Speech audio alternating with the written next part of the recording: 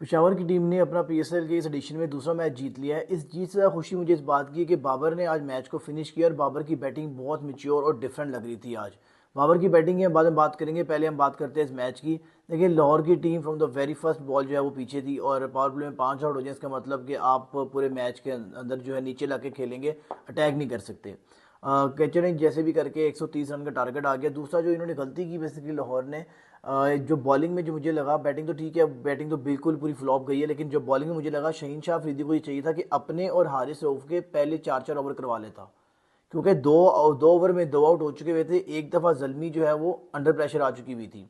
आपको वहां से फ़ायदा उठाना था और खुद कोशिश करनी थी, थोड़ी जान मारते। ये मसला होता है कि मुझे समझ में नहीं आती कि आज अजीब सा डिसीजन लिया जी हमारे जो है वो शहीन शाह अफरीदी साहब ने, ऊपर आ गए हैं।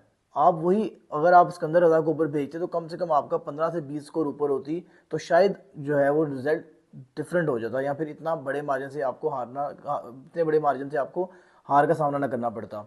बॉलिंग के अंदर आप जो है, जब आपको क्रूशल मैच लग रहा है, ये आपका भी मेक और ब्रेक वाला साहब है। अब आपका और जो जल्मी के पॉइंट्स सेम हो चुके हैं, अब आप लोगों की प्लेयर ऑफ के लिए आप लोगों की भी जंग चल रही है। आप आज ये क्या कर सकते थे, आप अपने और 4 ओवर कट्टे उसके हारिस रऊफ में करवा सकते थे, देखते पहले 8 ओवर में, बिकॉज आप लोगों को पता है इस बात का कि जब तक बॉल नहीं है तब तक कुछ हो सकता है, बॉल पुरानी होगी तो आराम से स्कोर हो सकती है। 130 चेजेबल है।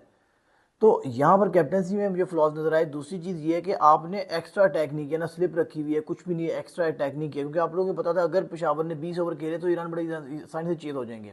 आपने कोशिश करना था कि 15-16 ओवरों में इस टीम को आउट करना था, इस माइंडसेट से जाना था आपने।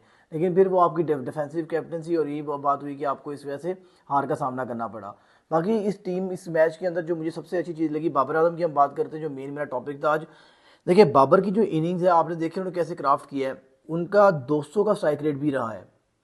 ठीक है, हमेशा क्या होता था, हम बाबर को देखते थे कि उसने अच्छा स्टार्ट लिया और एंड पर अपनी विकेट लूज करके मैच को फिनिश किए बगैर घर चले जाते थे, वापस चले जाते थे। ये मुझे चीज़ दर्द होती थी कि यार इतना मेच्योर प्लेयर, इतना बड़ा प्लेयर मैच फिनिश नहीं कर पा रहा। आज मुझे ये चीज़ नजर आई है। अगर आप स्ट्राइक रेट देखें तो अप्रॉक्सीमेटली 15 बॉल पर 31-30 स्कोर थी बाबर की। उसके बाद जो फिनिश क्लियर कर रहे हैं 120, 125, 130 के स्ट्राइक रेट पे। अब हुआ कि जैसे ही आसिफ अफरीदी है, उनको पता है कि मैं यहाँ पर फंसता हूँ, उन्हें डॉट बॉल करना शुरू कर दिए, डॉट बॉल्स किए। और अपनी जो आप कह लेंगे उनकी, एक टाइम पर मुझे लग रहा था कि 30 बॉलों में 50 हो जाएगी, जो कि 45 बॉल्स के या 40 के करीब बॉल्स पर हुई है। तो ये चीज़ मुझे नज़र आई बाबर की कि उन्होंने शॉट्स भी मारे। अपना क्लासी बाबर आजम नज़र आया मुझे आज। उसने जिधर लगा उसने आगे बड़ी हिट्स भी मारी हैं। और दूसरी एक चीज़ आप नोट करें, जो आप विराट कोहली की हमेशा बात करते हैं, आप बाबर आजम को हमेशा जो है वो अंडर एस्टिमेट कर देते हैं। बाबर ने आज 20 ओवर जो है वो पहले फील्डिंग की है और उसके बाद 16 ओवर उसने जो है वो बैटिंग की है। ये स्टेमिना चेक है, फिटनेस चेक करें इसकी।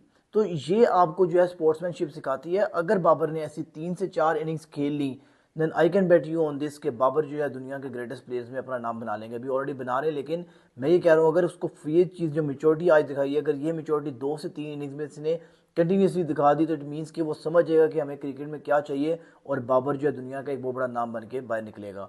और एंड पे हम बात करेंगे अली रज़ा के ऊपर। बहुत अग्रेसिव लड़का है, बहुत अच्छा टैलेंट है। अब रिक्वेस्ट सिर्फ पीसीबी से ये है कि आपने इस टैलेंट को ज़ाया नहीं करना। इसको आपने अभी इंटरनेशनल डेब्यू नहीं करवाना। अगर आपने डेब्यू करवाना भी होगा तो किसी छोटी टीम के थ्रू, जो कि किसी छोटी टीम के खिलाफ डेब्यू करवाएं।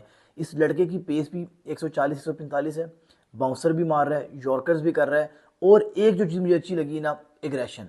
यानी कि हमारे प्लेयर्स क्या करते हैं, उसको छिका पड़ता है, मुझे खुद याद है, नाम नहीं लूँगा, स्पिनर है, लेग स्पिनर बड़े अच्छे रहे हमारे। अभी ये कह लें कि लॉर्ड्स में भी इन्होंने 5 विकेटें ली थी, आप पहचान जाएंगे उनको।